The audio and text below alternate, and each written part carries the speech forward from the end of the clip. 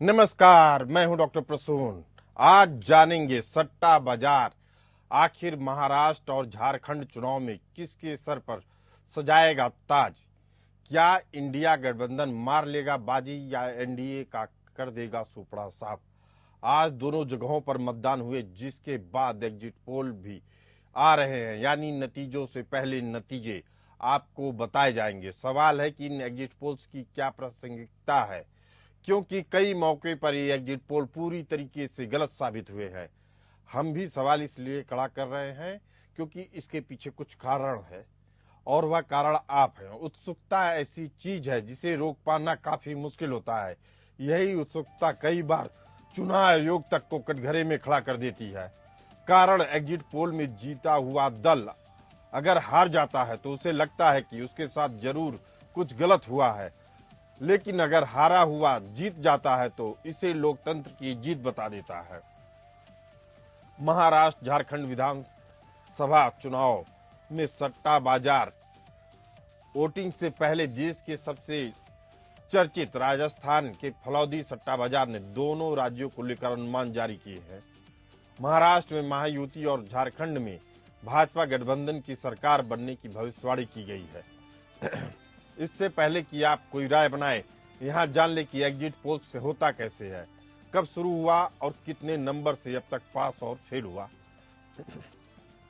सबसे पहले exit poll America में 1936 में शुरू किया गया। तब न्यूयॉर्क शहर में राष्ट्रपति चुनाव का सर्वे कराया गया। यह एग्जिट पोल जॉर्ज गैलप और क्लॉड रॉबिन्सन ने शुरू किया।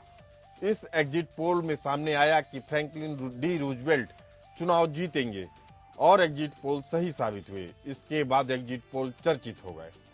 1937 में ब्रिटेन, 1938 में फ्रांस में एग्जिट पोल हुए। भारत में एग्जिट पोल की शुरुआत 1996 में हुई। महाराष्ट्र विधानसभा चुनाव 2024 को लेकर भी फलोदी सट्टा बाजार के सटोरियों ने अपनी सियासी भविष्यवाणी की। अनुमान है कि महाराष्ट्र में भाजपा की अगुवाई वाले महायुति गठबंधन को 144 से 152 सीटें मिल सकती हैं। मतलब महायुति बहुमत से सरकार बनाने जा रही है। हम बार बार सट्टा बाजार की भविष्यवाणी आपको बता रहे हैं। इसका कारण यह है कि एग्जिट पोल की विश्वसनीयता काफी घट गई है और संदेह के घेरे में है। भारत में पहला एग्जिट पोल 1996 में centre for the study of developing societies ने किया। एजेंसी ने अनुमान लगाया कि लोकसभा चुनाव में बीजेपी की सरकार बनेगी। लोकसभा चुनाव के नतीजे एग्जिट पोल के मुताबिक ही आए। इसके बाद 1998 के भी लोकसभा चुनाव में एग्जिट पोल सही साबित हुए, मगर 2004 में यह पूरी तरीके से फेल हो गए। सभी एग्जिट पोल अटल सरकार की एनडीए की वापसी बता रहे थे, लेकिन जीत गई कांग्रेस वाली यूपीए। इसके बाद 2009 के चुनाव में भी एग्जिट पोल फेल हुए। सभी भाजपा की वापसी करा रहे थे, लेकिन फिर जीत गई यूपीए। 2014 के एग्जिट पोल में बीजेपी की जीत का अनुमान तो लगाया गया, लेकिन बीजेपी अकेले दम पर सरकार बना लेगी यह कोई नहीं कह रहा था। 2019 के लोकसभा चुनाव में एग्जिट पोल में बीजेपी की सरकार का अनुमान लगाया गया, और नतीजे एग्जिट पोल के मुताबिक ही आए। हालांकि इसमें भी भाजपा की सीटें कम होती दिखाई गई थी, लेकिन भाजपा की सीटें 2019 में काफी बढ़ी दिखी।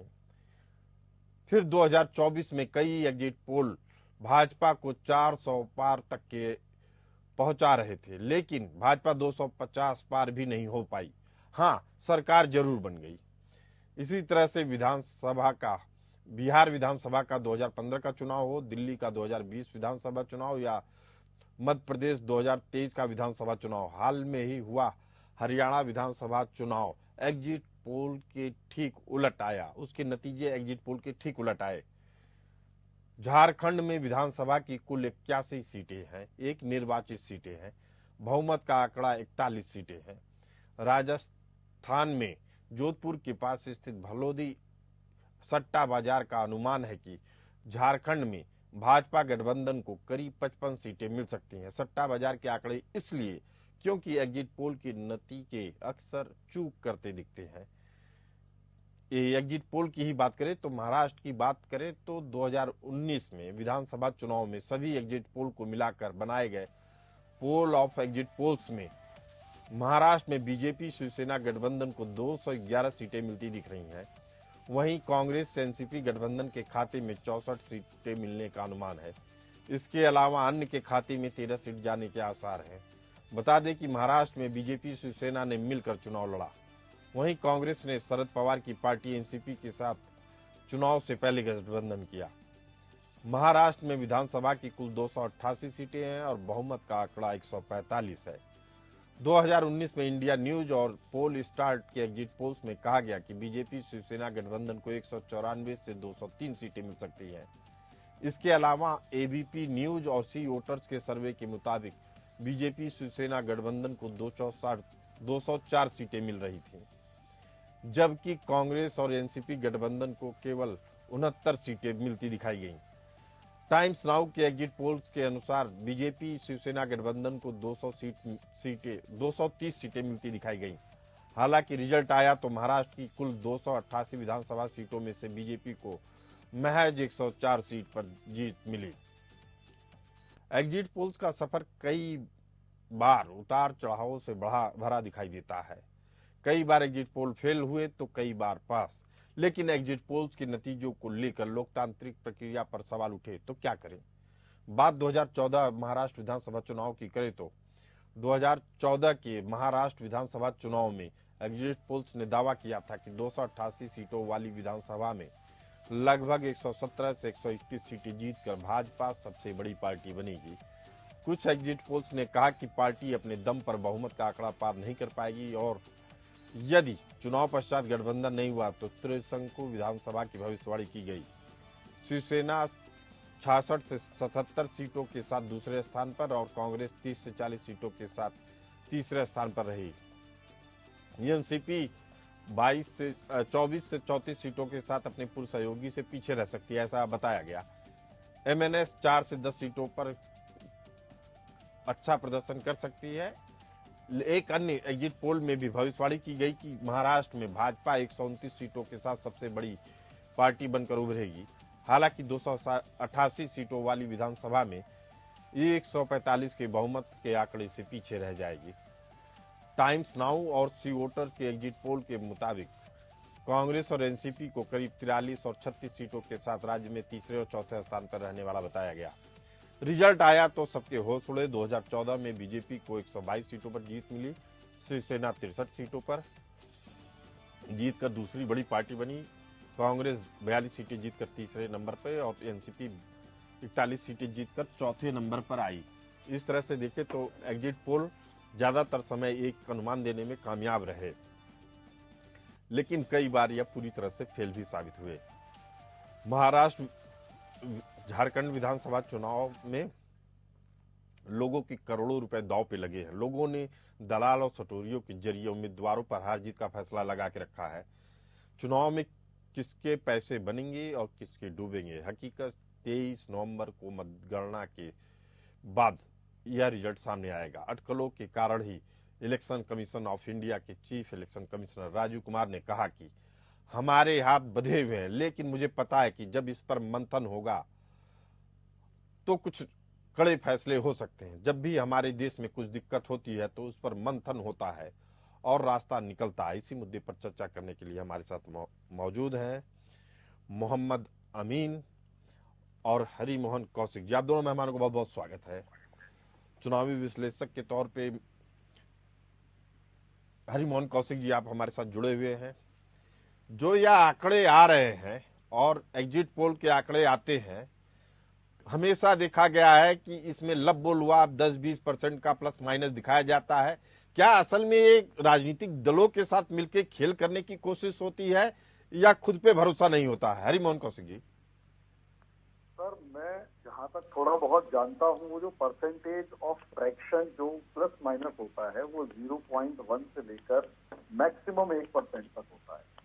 जब उसमें 5% जोड़ दिया जाता है तो सामने वाले का अंडर कॉन्फिडेंस नजर आता है, और जैसे उसमें 20% जोड़ दिया जाता है तो उसका 10 से 20 सीटें या 10% आगे पीछे करने की बात की जाती है, कई बार 10-20 सीटों तक या इस तरीके से। तो सर, उसमें कहीं ना कहीं एक चीज दिखाई दे रही होती है कि जगलरी ऑफ डाटा होता है ना, कि मतलब वो बाजीगरी कर रहे होते हैं कि जी इतने से इतने आ सकते हैं, ताकि अगर रिजल्ट कुछ इधर से उधर हो भी जाए तो कम से कम हम एक सेफ साइड में हों और कह सकते हो कि देखो भाई इतने से इतने सीटें आ सकती हैं। अब सर हरियाणा इलेक्शन के अंदर अगर कोई ये कहता, और नॉर्मली देखा भी गया था, हरियाणा इलेक्शन में फेल इसलिए हुए क्योंकि हरियाणा इलेक्शन के अंदर इनकी सारी अजम्पशन जो थी वो फ्लॉप होती हुई नजर आई, क्योंकि उनको लग रहा था कि जून वाली हवा जो है वो बह रही। अब प्लस माइनस उन्होंने वहां नहीं किया, वरना ये सेफ साइड में क्या करते, 50 सीटें कांग्रेस को देके 10 नीचे 10 ऊपर दे देते, या 15-20 नीचे 15 ऊपर करते तो भी ठीक थे।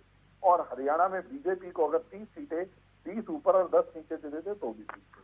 सब शॉर्ट में कहने का मतलब ये है कि अल्टीमेटली जब +20 और -20 परसेंटेज फॉर्म में भी अगर चला जाता है तो इसका मतलब ये है कि एक रॉ डाटा कोई सा उठाया गया, उसको विदाउट एनी एनालिसिस उठा के पटक दिया गया और ये कहा कि देखो हम ये कह रहे हैं कि इतना हो सकता है। ऐसा नहीं है हर जगह होता है, लेकिन कई बार क्या होता है, अगर वो हवा जो सामने है वही दिखाई दे रही है तो ये उसको पकड़ जाते हैं।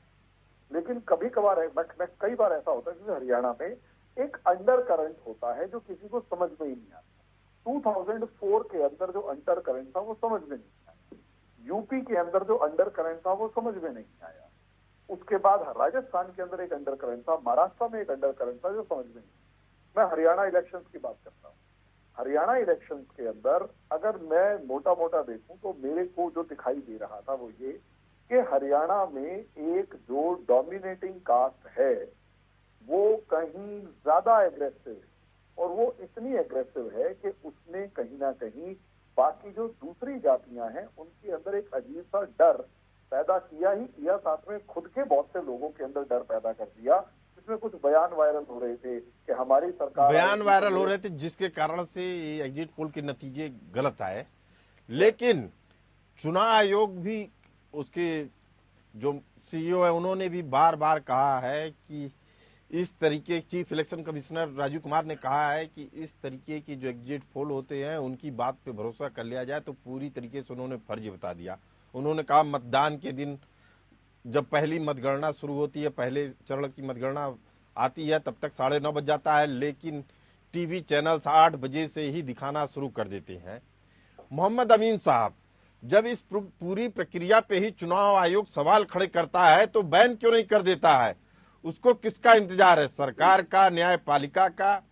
यह कदम तो वह भी उठा सकती है अपनी तरफ से। देखिए, हमेशा इलेक्शन कमीशन ने, जब सीओ भी बता रहे हैं आप, हमेशा कंडेम किया है और कभी इसको बढ़ावा नहीं दिया एग्जिट पोल को, और उसको बैन भी लगाने की कोशिश की है।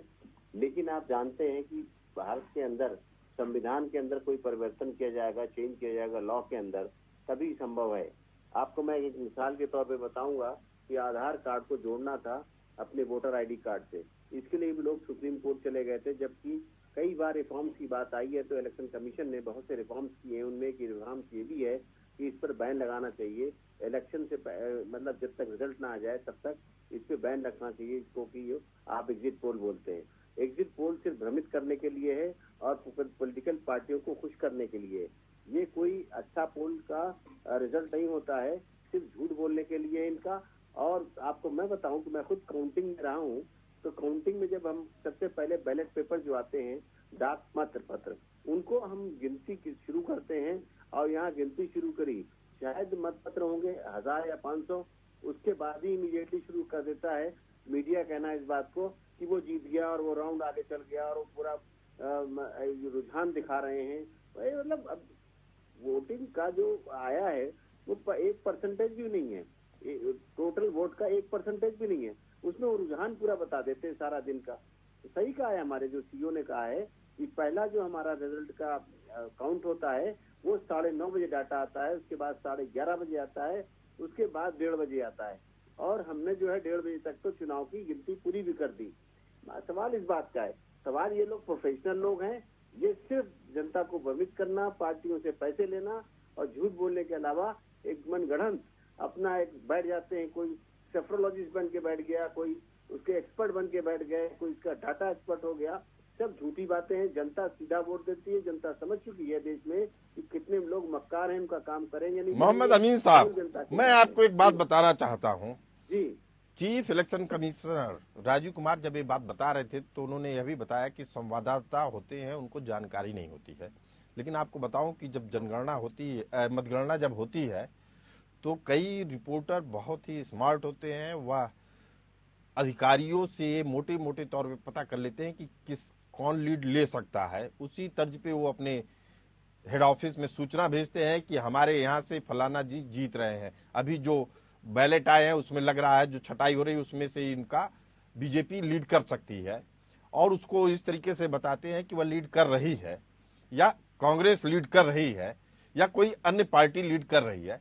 इसके बाद यह भ्रम तो बनता ही है कि आखिर जब तक चुनाव आयोग नतीजे न घोषित कर दे तब तक आप कैसे कर सकते हैं अनुमानों पे। और यह अनुमान यहाँ तक ही नहीं है, अब तो सरकार बनाने बिगाड़ने में भी सर्वे की महत्वपूर्ण भूमिका सामने आ रही है। ऐसे में हरिमोहन कौशिक जी, चुनाव आयोग को कदम उठाना होगा या न्यायपालिका को या कार्यपालिका को? कार्यपालिका पहले आएगी, बाद में न्यायपालिका आएगी। हरिमोहन कौशिक जी।